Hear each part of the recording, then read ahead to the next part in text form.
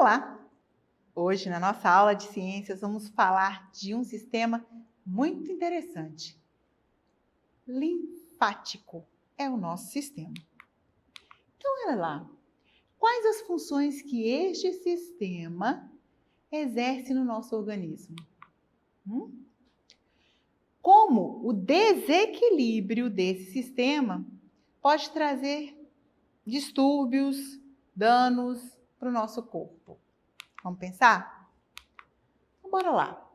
O que é o sistema linfático, então? Ele é um complexo conjunto de quê? De órgãos linfáticos, do tecido linfático, vasos linfáticos e capilares linfáticos. Capilar de novo, vasos de novo. Quer dizer que há uma circulação neste organismo também. E aí? Como que eu vou fazer essa estruturação? Vamos pensar? Como que ele funciona, então? Para que ele existe? Então, ele produz e transporta linfa para o sistema circulatório. A principal função desse sistema é produzir e amadurecer as células de defesa do nosso organismo. Então, ele está ligado com a nossa imunidade o tempo todo. É ele que vai drenar e filtrar todo o líquido que circunda o nosso corpo. Nossa, está excedendo? Não está bacana? Então, ele vai drenar, vai filtrar e vai botar para excretar. Nossa, importante ele, hein? Vamos lá? Quem é? Como é, então? Então, nós temos ali, ó, as tonsilas, que são as amígdalas. Nós vamos ter a veia subclávia, que está do lado direito, e temos também a do lado esquerdo, aqui, ó. Nós vamos ter os nódulos linfáticos. Os nódulos linfáticos também vão organizar todo um processo de captura.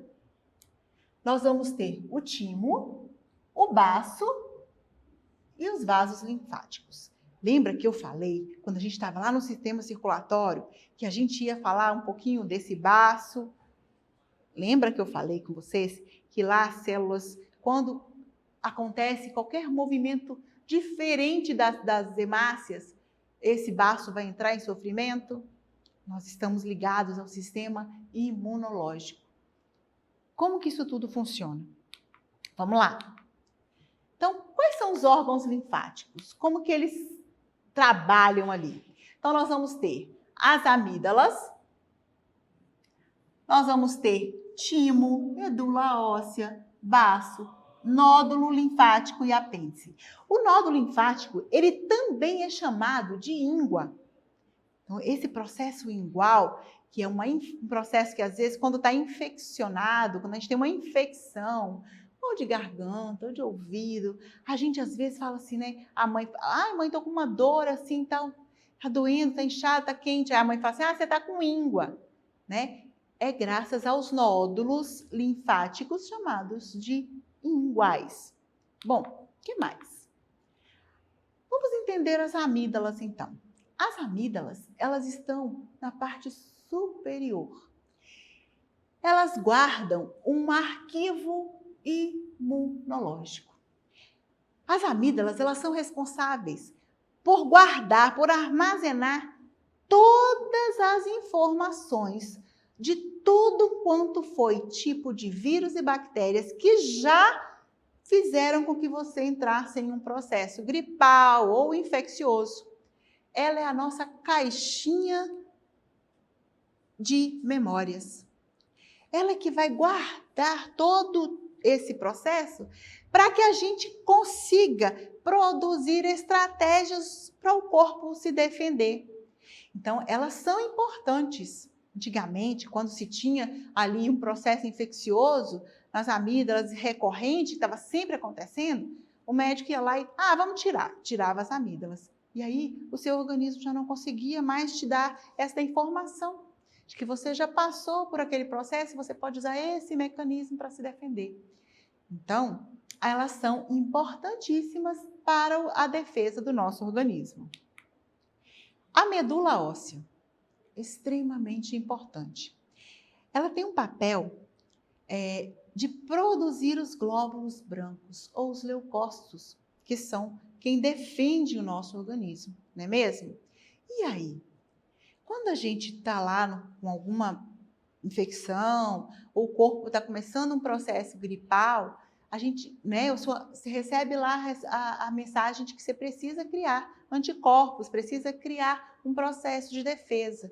E aí a medula óssea começa a produzir bastante leucócitos para que isso aconteça.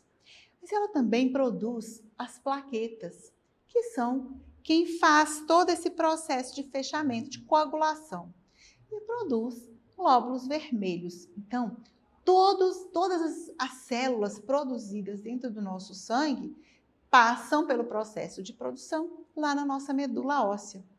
Então, ela é muito importante. Ela produz tanto leucócito, como hemácias e plaquetas. Olha a importância dela aí, gente. E o baço? O baço, então, ele é um órgão que está do lado esquerdo, do nosso lado esquerdo. Ele tem um tamanho aproximadamente, né, dentro do que é o peso e a altura do organismo onde ele está inserido. Vai depender para o tamanho dele. Mas ele tem a importância, por quê? De filtrar, ele vai filtrar o nosso sangue, vai remover os glóbulos vermelhos lesionados, aqueles que passaram pelo processo de quebra, que já não estão mais funcionais, é o baço que retira. E depois ele vai produzir e armazenar células brancas para o nosso mecanismo de defesa acontecer. Então, se acontece, por exemplo, igual eu falei lá, se a pessoa tem um glóbulo vermelho esférico ou em forma de foice, ela vai ter uma dificuldade, né, maior. Se elas são esféricas, elas são menorzinhas. Então, elas têm que produzir muito mais. E com isso, elas produzem maior quantidade de lixo. E o trabalho dele para remoção desse lixo também é maior. Então, todo esse processo, gente, do nosso corpo, tudo tem que funcionar um dentro do outro, para que tudo consiga fazer a máquina do nosso corpo funcionar da maneira correta. Uma mínima disfunção faz com que todo esse processo deixe de acontecer da maneira normal, né? Dentro de uma condição saudável, o que não é aceitável, o que não é bacana de acontecer, certo? Então, olha só. Então, o baço tem todo esse trabalho de fazer esse processo aí. O que mais que a gente tem que aprender aqui? Os linfócitos. Os linfócitos são chamados de gânglios linfáticos. Ou, olha a íngua aqui. A função deles é manter o equilíbrio da linfa.